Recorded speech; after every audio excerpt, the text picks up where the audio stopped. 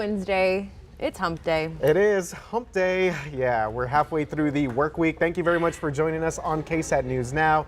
We, of course, are streaming and podcasting daily, so check us out on all the different platforms that we have available. And as the cool kids in RJ say, hit us with that like, rate, Boom, subscribe. boom, boom, yes. It's always with the little swinging motion. Yeah, all right. check us out with that, yeah. Speaking of going online for various different things, it is the end of an era for a once super popular internet browsing thing. More details on that coming up. A browsing thing. I didn't want to give it like completely away, but yes, it's a big part of the internet program. There you go. Because I was going to use the word. Anyways, plus a major...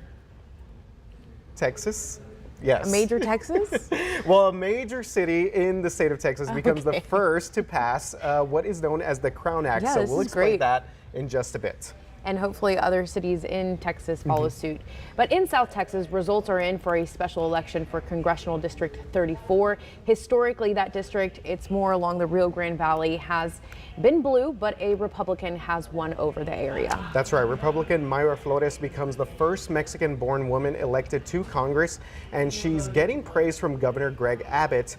And recently, she spoke out about the mass shooting in Uvalde, tweeting in part, quote, that every school should have armed guards and metal detectors. Our children's safety should be a top priority.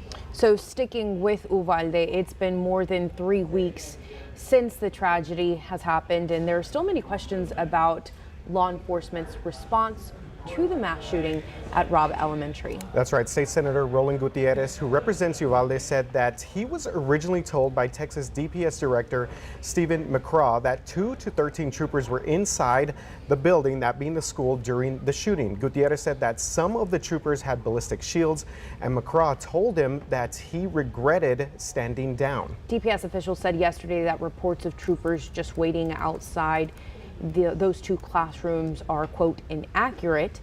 DPS saying in a statement that 2 to 13 troopers were in the school's hallway at any given time during the rampage, but they went in and out to help evacuate other classrooms. That's right. So they were in a sense responding, but not focusing on classroom 111 and 1.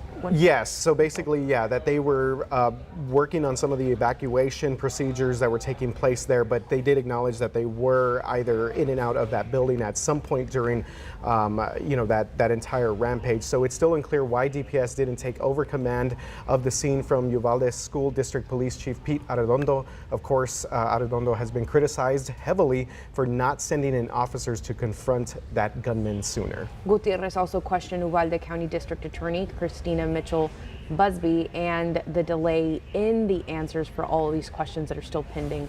He said Busby told the Uvalde Leader News that her office's investigation will take at least 6 months. And I think this delay in answers is really kind of intensifying over the past couple of days. Now that we're seeing differing accounts, we saw last week that the police chief there, Arredondo, did give his account of what happened, saying that he didn't think he was the on-scene commander at the time. So there's definitely seems like there's been a lot more questions about this when we should be getting answers from law enforcement and investigators when it comes to this shooting. 3 weeks and still so many questions. One of the headlines that I read yesterday was the timeline or the details are changing once again. And there's so many people online who are like, just let this rest. This is why you can't do that, because there's still, there are things that went wrong. It's not just one agency, one person's fault, but things do need to improve. Absolutely, yes. And it seems like right now the accountability factor of this, it seems like a lot of different people are trying to maybe pin something on another agency, or and so it's just been very hard, especially when that city is still grieving, and of course those families are still mourning for their loved ones. Absolutely. All right, in other news, June 15th today marks the 10-year anniversary of DACA, or Deferred Action for Childhood Arrivals. So DACA was put in place by President Barack Obama to ease enforcement of immigration laws, but also to protect the young people known as dreamers who entered the U.S. unlawfully as children. So DACA doesn't grant official legal status or a pathway to citizenship, but it provides protection from deportation, offers the ability to work legally in the country, and dreamers can apply for driver's license and social security numbers. Earlier this morning, former President Barack Obama tweeted, quote, "For all they have done for our nation and all they will continue to do, DACA recipients and their families deserve better. On the 10th anniversary of DACA, let's redouble our efforts to build a common sense immigration system that offers these Americans a pathway to citizenship." And current Vice President Kamala Harris also tweeting in part, quote, that we must protect DACA and pass legislation to ensure a pathway to citizenship for our dreamers, farm workers, and also the TPS recipients, end quote. All right, so of course this is an issue that generates a lot of opinion. It's not a bipartisan issue when we've seen, the legislation, and the Trump administration did try to take it down, but DACA outlived the Trump administration, and it was last July that a federal judge ruled that first-time DACA applicants were barred from actually applying to the program. So today, dreamers are still waiting for a permanent solution, whether they were the first time or waiting for renewal. There's still no clear pathway on what will happen. Yeah, and you think about these hundreds of thousands of dreamers that have now been using the policy for 10 years. They've been in limbo, but still getting education, being part of the workforce, still contributing to our society in general. So I couldn't imagine what that would be like to always kind of have that in the back of your mind, that at any moment that this could be taken away from you, these opportunities. So it's just kind of a shame that we have not gone to a point where we have agreed to more common sense, path to immigration. And so I know that's a big topic. A lot of people on both sides of that discussion as well. But to think of these people that are contributing and that they still have no resolution on this is a little disheartening. Yeah, and I think that's the biggest factor that people push for, is because these dreamers, they qualified for this program because they came here at such a young age and it wasn't by choice. And truly, this is the only country that they know. So when you think about deporting these hundreds of thousands of people to their native country where they were born, they don't, half the time they don't even know the language, Yeah. So today, the 10-year anniversary, bottom line, still no clear pathway. They do have some protection if they qualify for this program. Yeah, still remember when that became a policy, and I cannot believe it's been 10 years since that. Okay, well, sticking to some Texas news. So for years, natural hairstyles such as braids, twists, and locks and knots have been considered unprofessional and given way for discrimination. However, there's a national movement now to change that, and the city of Austin, the capital of Texas, is taking charge. All right, so you've probably heard about the Crown Act. Austin has become the first city in Texas to pass the Crown Act. Crown stands for Creating Respectful and Open World for Natural Hair. And what it does, it prohibits discrimination in housing, public accommodation, and employment based on these forms of protective hairstyles. Yeah, so the amendment was voted on by the Austin City Council, joining now 16 states and 42 municipalities that have enacted the Crown Act or similar legislation. The goal is to pass the Crown Act at a federal level. However, it currently awaits a hearing in the U.S. Senate. So, another form here of discrimination that hopefully these individuals do not have to deal with, or anyone in these types of situations. So I kind of applaud the city of Austin there taking the charge here. And in the news world, there has also been a big movement for women and men to wear their natural hairstyles. I have naturally curly hair. I choose to straighten it.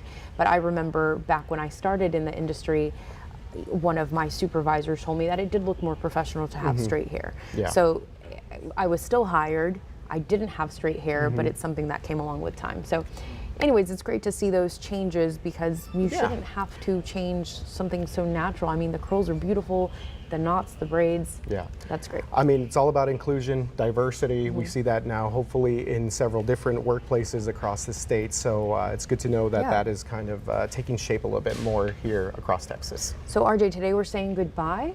R.I.P. To who? To what? This was an internet classic and a throwback to the 90s. Yes, 90s baby right here. Or kid, actually, not baby. I was going to say, Microsoft. What? Let's move on 10 here. years off. Microsoft is officially retiring today what was once the king of online browsers. Yes, that would be the OG Internet Explorer. Really? It's done? Okay, so It's Microsoft will you can't no get on IE longer. anymore. You know, gosh, we're seeing the animation right now if you're watching KSAT What a News Now. graphics. Wow. Okay, so it will no longer support the application on certain versions of its Windows 10 operating system. Internet Explorer debuted back in 1995. RJ, were you in middle school? Let's see. I was, yes, in middle school actually, All right, 95. so you were Yeah, I do probably remember this. using This is this. the big moments. Yeah. For us in 95. So it debuted in 95 as part of the Windows 95 operating system. So this one more. Yeah, and of course this became a big hit. A lot of people were getting on IE, but now is actually rarely used, if at all, by internet users. Yeah. I think it's only like 5% now. I'm surprised people still even use this. But Microsoft also turning its back on its OG browser, releasing an entirely new app called Microsoft Edge back in 2015. I hadn't even heard of Microsoft Edge up until this day. Well, that tells you why they're getting rid of it, probably. But it makes me think about, gosh, I'm still seeing the video that we're using, and it's like, oh, it's so old. Yeah, but when up. people will share their email address and it's like at AOL, I'm like, we're still using AOL? Yeah, Why? AOL, that one was also put to pasture, I think, pretty recently. So, yeah, this is definitely a throwback, a little nostalgic to think that you would get on IE and do the early days of internet surfing. Yeah, when I think of IE, I think of the dial-up ringtone. Y'all remember that? Mm-hmm. I do. That, I mean, now everyone has like 5G. Yeah, I remember you couldn't use the phone. Like you couldn't, there was like a landline and that was like your only like internet line as well. So yeah. I still remember my parents' just landline number. remembers. Yeah. Anyways, speaking about nostalgic, just kidding. Remember Squid Games? The hit series everyone was talking about where a gigantic laser-eyed doll kills contestants of schoolyard games if they lose? Oh yeah, that one right there. So this was a big Netflix show. Did you watch it? I did not. I watched a few episodes of Same. it. Yeah, and then just Not my didn't thing. really But follow up. apparently it's a lot of people's things because it broke records. It did, definitely. So now, get this, there's a real-life competition series. It's called Squid Game, The Challenge, and it's set to offer the largest cash prize in reality TV history. There's a lot of money here, $4.56 million. Yeah, Wow. and I mean, with that money, I think I would try it out too, especially if there's no chance of me actually dying. Yeah. But there's a huge interest from participants. It's the largest cast in reality TV history. We're talking 456 players. They will all compete in a series of games inspired by the actual show. Yeah, so red light, green light, I think that was a big part of this show. I think producer Alyssa was a big fan of Squid Games, if I'm not mistaken.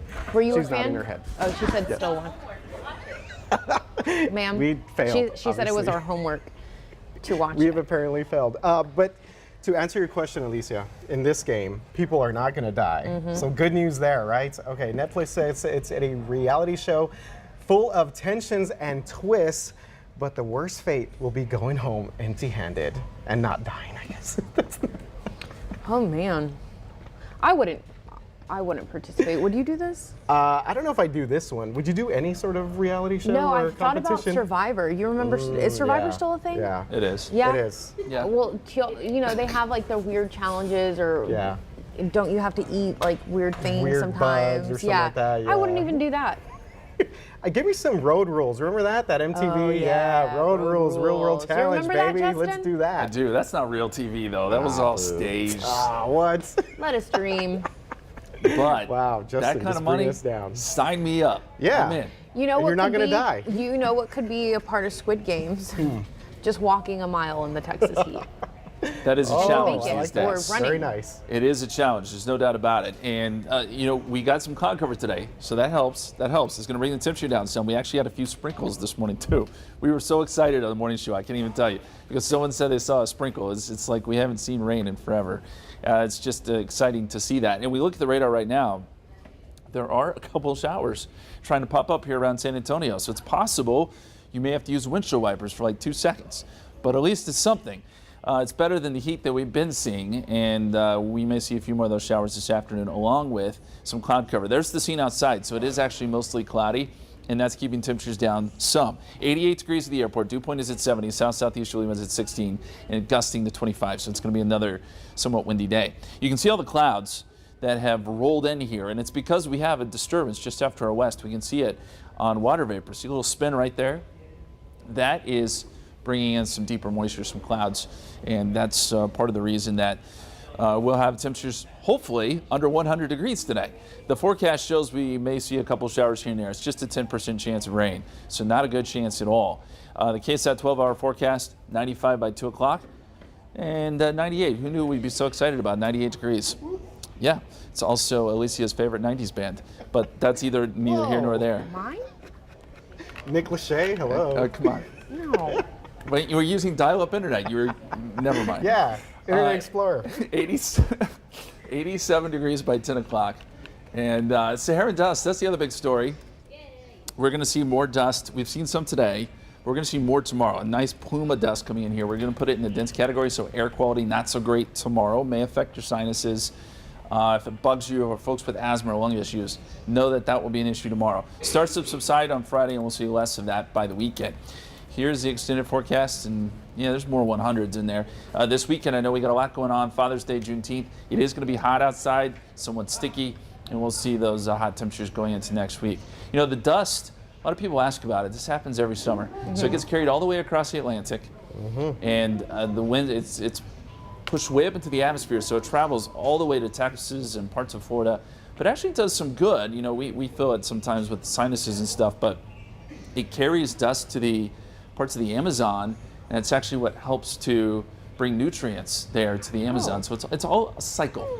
The Earth is a big cycle, makes right? sense.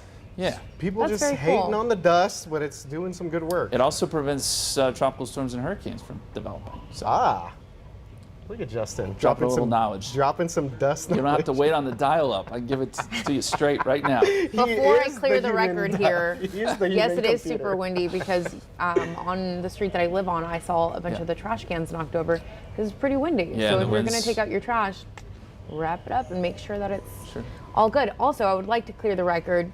98 Degrees was not my favorite band. Backstreet Boys? Yes. Well, now you have to say which one it was. Backstreet Backstreet Boys. Boys. Okay. She didn't even No. hesitate. I want it that way. Backstreet Boys all the way. Back streets, back. Backstreet. All right.